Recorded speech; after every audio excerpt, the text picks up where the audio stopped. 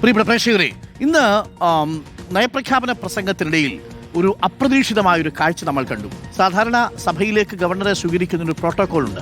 എന്നാൽ ആ പ്രോട്ടോകോളിന് വിരുദ്ധമായി DGP കൂടി ഗവർണറെ സ്വീകരിച്ച പ്രൊസഷന്റെ ഭാഗമായി നിയമസഭയിലെ ഈ ചട്ടലംഘനത്തിൽ ഖേദം പ്രകടിപ്പിച്ചിരിക്കുകയാണ് DGP റവാഡ ചന്ദ്രശേഖർ. തെറ്റുപറ്റിയെന്ന് DGP സ്പീക്കർക്ക് വിശദീകരണം നൽകി.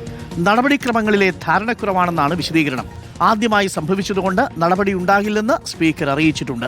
വിവരങ്ങളുമായി ഗോപാൽ ശീലാസനലുണ്ട്. ഗോപാൽ ശീലാസനൽ, ഇന്ന് ആ പ്രൊസഷനിൽ DGP പങ്കെടുക്കുന്ന ദൃശ്യം കണ്ട് ആദ്യം നമ്മളാണ് ആ വാർത്ത റിപ്പോർട്ട് ചെയ്യുന്നത്.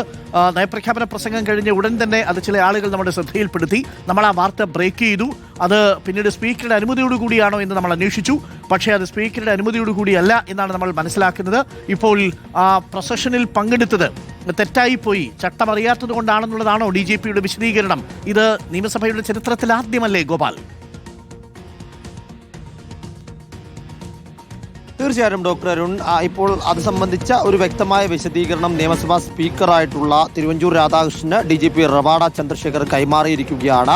ഇന്ന് രാവിലെ നയപ്രഖ്യാപന പ്രസംഗ സമയത്ത് ഗവർണറെ അനുഗമിച്ച് സഭയ്ക്കുള്ളിലേക്ക് കയറിയത് തെറ്റായിപ്പോയി എന്നതാണ് റവാഡ ചന്ദ്രശേഖർ നൽകിയിരിക്കുന്ന ഈ വിശദീകരണത്തിൽ പറയുന്നത്. സഭാ ചട്ടങ്ങളെക്കുറിച്ചുള്ള ധാരണക്കുറവാണ് ഈ ഒരു വീഴ്ചയ്ക്ക് കാരണം. അത് ഇനി ആവർത്തിക്കില്ല എന്നും അത് കൃത്യമായി തന്നെ തിരുത്തിപ്പോകുമെന്നും കാട്ടിക്കൊണ്ട് അദ്ദേഹം ഔദ്യോഗികമായി തന്നെ തന്റെ പദവിയിൽ ഇരുന്നുകൊണ്ട് സ്പീക്കർ എന്ന നിലയ്ക്ക് തിരുവഞ്ചൂർ രാധാകൃഷ്ണന് വിശദീകരണം നൽകുകയായിരുന്നു.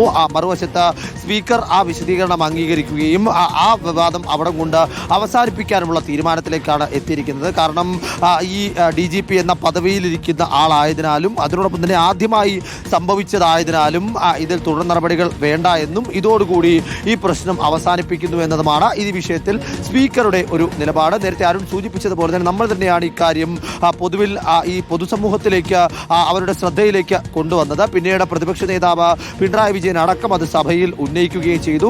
ഒരു ചട്ടലംഘനം ഉണ്ടായിട്ടുണ്ട്, അത് കൃത്യമായി പരിശോധിച്ച് പോകണം എന്ന സ്പീക്കറിനോട് ആവശ്യപ്പെടുകയും ചെയ്തു. ആ ആവശ്യപ്പെട്ടതിന്റെ അടിസ്ഥാനത്തിൽ അത് വലിയ തരത്തിലേക്ക് ചർച്ചയാവുകയും ചെയ്തു. പിന്നീട് സ്പീക്കർ തന്നെ സഭയിൽ പിണറായി വിജയൻ മറുപടിയായി പറഞ്ഞു അത് എന്താണ് എന്ന് കൃത്യമായി തന്നെ താൻ പരിശോധിക്കും. DGP ആയതിനാൽ തന്നെ അദ്ദേഹത്തെ പൊതുസമൂഹത്തിന് മുന്നിൽ അപമാനിക്കാൻ തൽക്കാലം ഉദ്ദേശിക്കുന്നില്ല എന്ന ഒരു സൂചന ഇന്ന് സഭയിലെ അദ്ദേഹത്തിന്റെ മറുപടി പ്രസംഗത്തിൽ തന്നെ ഉണ്ടായിരുന്നു. താനും എന്താണെങ്കിലും ഈ വിഷയത്തിൽ വിവാദം ഇവിടം കൊണ്ട് അവസാനിപ്പിക്കുന്നു. DGP പ്രത്യേകിച്ച് ഒന്നും തന്നെ ഉദ്ദേശിച്ചുകൊണ്ടല്ല, വേറൊരു താല്പര്യത്തിന്റെയും പുറത്തല്ല താൻ ഉള്ളിലേക്ക് കയറിയത് എന്ന കാര്യം വ്യക്തമാക്കിയിട്ടുണ്ട്. തനിക്ക് തന്റെ ഭാഗത്തുനിന്നുണ്ടായ തെറ്റിനെ അദ്ദേഹം കൃത്യമായി തന്നെ അഡ്രസ് ചെയ്ത് മുന്നോട്ട് പോയിട്ടുമുണ്ട്. Doctor okay, thank you. Gopal ശീലാസനലാണ് വിവരങ്ങൾ നൽകിയത്. അങ്ങനെ DGP ഖേദം പ്രകടിപ്പിച്ചിരിക്കുന്നു. ഇനി ഉണ്ടാവില്ല എന്നാണ് അറിയിച്ചിരിക്കുന്നത്. ആദ്യമായതുകൊണ്ട് നടപടിയില്ല എന്ന് സ്പീക്കറും അറിയിച്ചിരിക്കുന്നു. ഏത് പോലീസുകാരനും ഒരു തെറ്റൊക്കെ പറ്റും.